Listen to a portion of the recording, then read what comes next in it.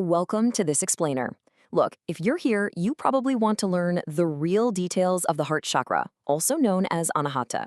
So today, we're totally skipping the elementary stuff and diving straight into the profound, nitty-gritty mechanics of this fourth energy center.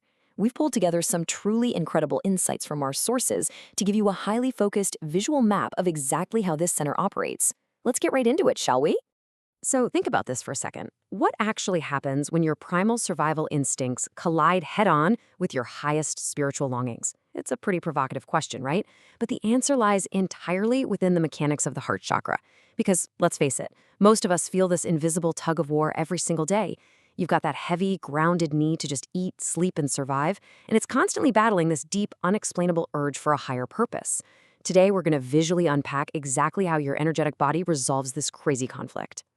Here's our quick roadmap for today's explainer. We're looking at 1. The unstruck sound, 2. The bridge between two worlds, 3. The astral body and chords, 4. Love, ego, and relationships, 5. Signs of an imbalance, and finally, number 6. Healing your heart center. All right, starting things off with section 1, the unstruck sound, and how we actually define Anahata. The word Anahata literally translates from Sanskrit as unstruck or the unstruck sound. Just think about that for a second.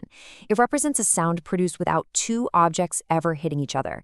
It's this beautifully mind-bending philosophical concept, isn't it? According to Sadhguru, this marks the ultimate creative center. It's the exact place where individuals, like artists, musicians, or creators, start to experience life way more intensely than people who are just focused on fulfilling basic, everyday bodily needs. It's literally the true awakening of your creative power. Looking at its core attributes from our sources, physically, Anahata is connected right to the center of your chest and the thymus gland. And fun fact, that gland actually regulates your immune function. Energetically, it vibrates on the green frequency spectrum and acts as the absolute seat of joy and love in the human body. So keep these fundamental data points in the back of your mind because they really form the foundation for everything we're about to explore. Moving on to section 2, bridge between two worlds. This is exactly where the lower meets the higher. Both Sadhguru and spiritual teacher Kiran describe the heart as the exact meeting point. It's the vital bridge between two entirely distinct worlds. On one side, you've got your lower 3 chakras. These form your personality. They're deeply grounded and focused entirely on survival, self-preservation, and physical pleasure. Basically, the stuff that keeps us alive. But then, on the other side, you have the upper 3 chakras. These form your soul. They hold that expansive, airy longing to break away, attain higher awareness, and really grow spiritually. And that brings us to the sacred geometric symbol of Anahata itself. It's commonly visualized as a hexagram, like the Star of David, showing an upward-moving triangle and a downward-moving triangle meeting in perfect harmony. It beautifully represents that profound intersection we literally just talked about. It's the exact place where the heavy physical demands of your body and the expansive spiritual longings of your soul merge perfectly right there in the center of your chest. Okay, let's jump into section 3, the astral body and chords, exploring the 4th aura layer. Now, spiritual teacher Kiran explains that the 4th layer of your aura, which is known as the astral layer, actually houses the heart chakra. This is the spot where spiritual energies first get activated.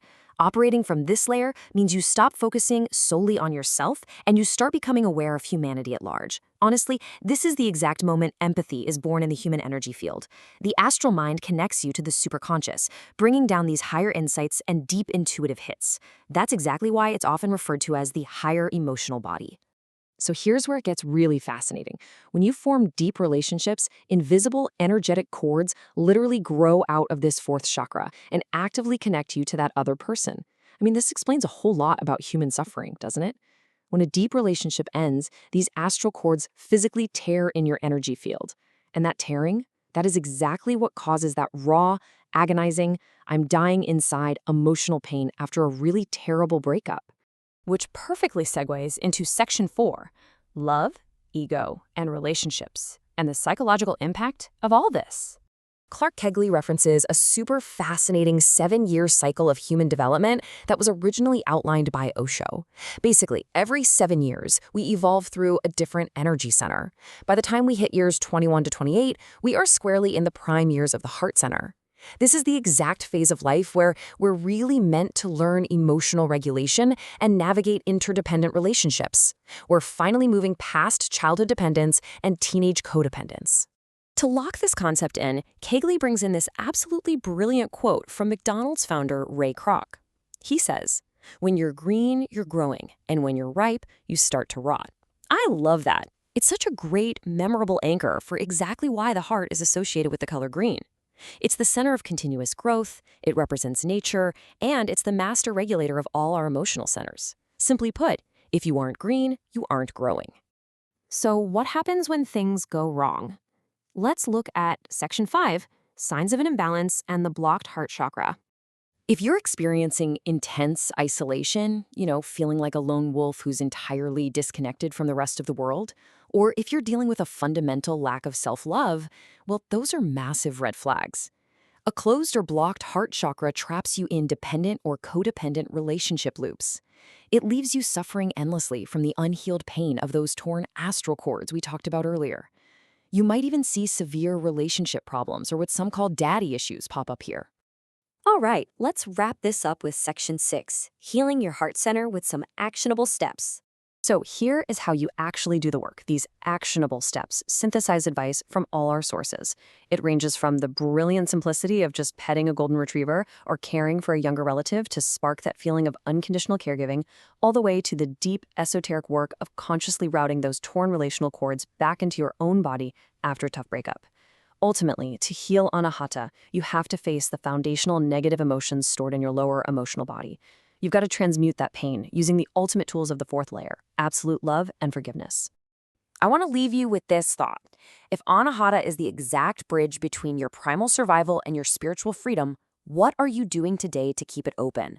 To truly evolve beyond basic survival, to step out of just eating, sleeping, and seeking pleasure, we have to do the brave, sometimes really painful work of cultivating unconditional love. And that always, always starts from within.